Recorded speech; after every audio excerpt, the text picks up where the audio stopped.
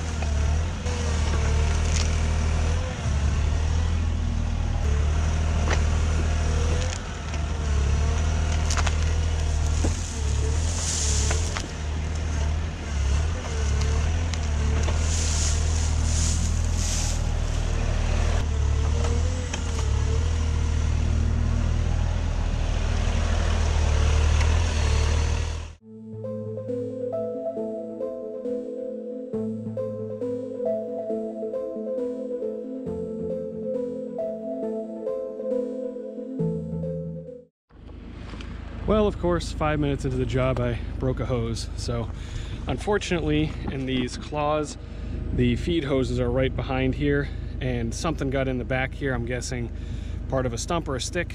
When I was grabbing one of those last ones, went right in there and bumped this hose just enough that it cracked this fitting. So now it's just spraying fluid. But I think for the moment, as long as I'm not using the claw or this auxiliary, it should be fine. So I'm just gonna keep the claw closed and just work with it like that, because having the rotation functions is way too useful for doing this. Just I won't be able to grab stuff. I'll just have to bucket everything for now.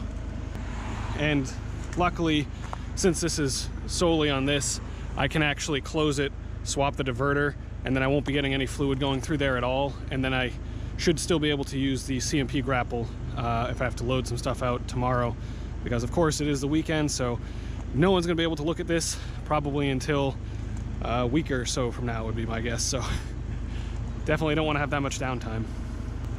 And like I've mentioned in when I first got this, you know, you have to be really careful with doing certain work, especially this clearing work, because it doesn't take much to get something to go right in here. And really just comes down to operator diligence. And I just messed up, so pay the price.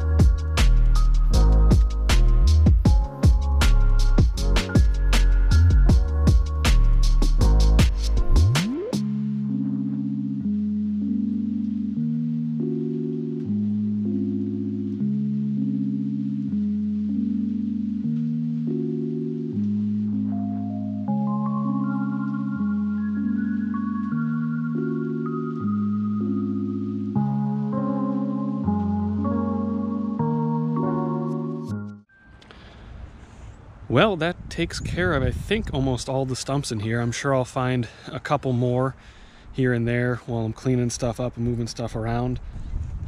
But for the most part, I think I got everything pulled out and sort of piled up.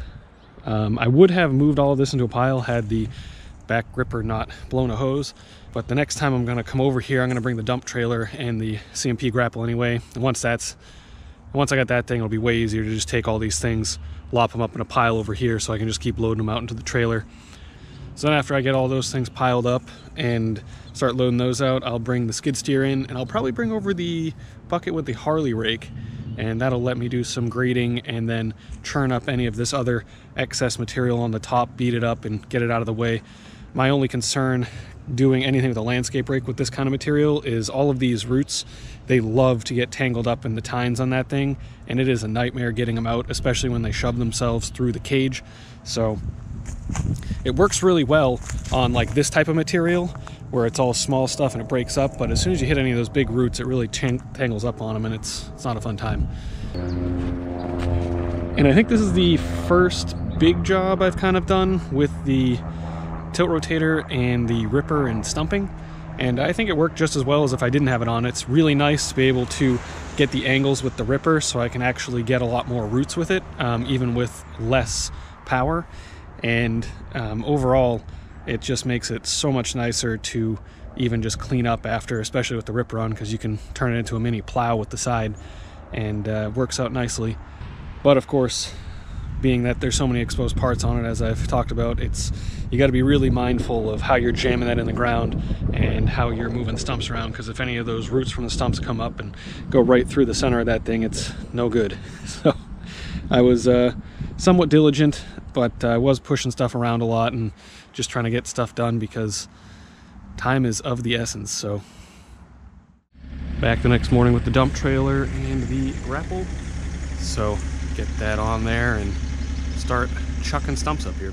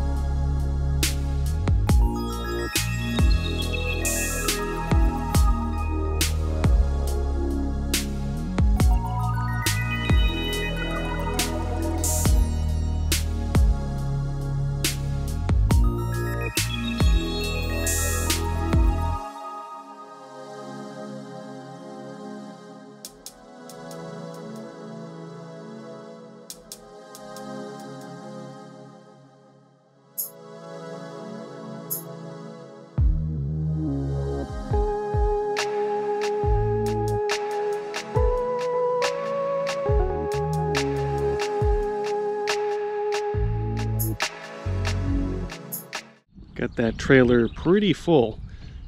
With the stumps, it's kind of nice because with all the roots, they kind of weave together and you can get them stacked pretty good without having to worry about them rolling or shifting too much. This looks pretty good. I probably could put one more or something in here, but I'm not gonna fret too much. This all looks like it's within the bounds and nothing's really stuck hanging out over. Well, that put a pretty good dent in that pile. I mean, that was more than half that pile's worth.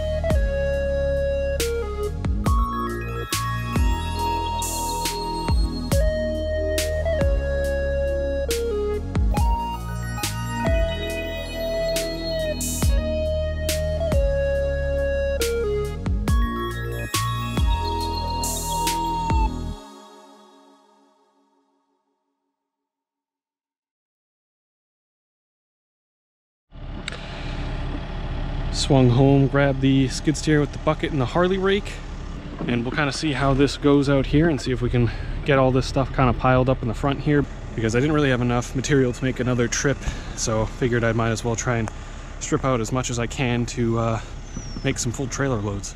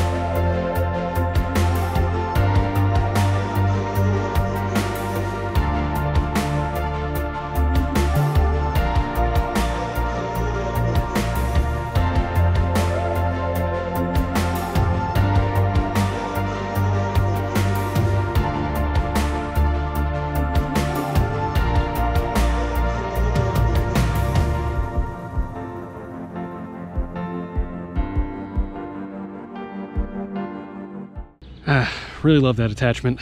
Really glad I bought that. Got this whole area decently graded, all the junk material pressed up in the front and ready to get loaded out. So now I can take all these little berms, put on the screening bucket, and just shake most of this stuff out and toss the junk in the trailer and then regrade out this stuff. Then once I do that, I can come over here with the Harley rake and do the same thing, grade out this little slope over here so it's not as pitted, and they can maintain this the same way.